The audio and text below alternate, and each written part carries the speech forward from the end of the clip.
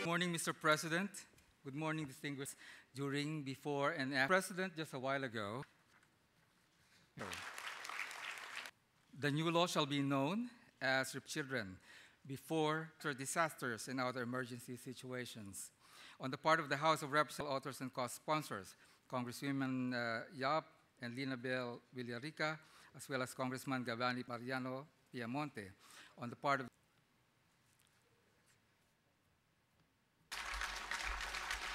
Linabel Ruth Villarica ng isang panata. Ipamana ang isang Pilipinas para siguruhing mapangalagaan ang dito hanggang din natin ito. Ngayon, lalong tumitibay ang sa lahat ng responders sa mga lugar ng kalamidad. Ang nais natin, nasa mantayon, Senadora Miriam Defensor Santiago at Senat Kabataang Pinoy na maarugan.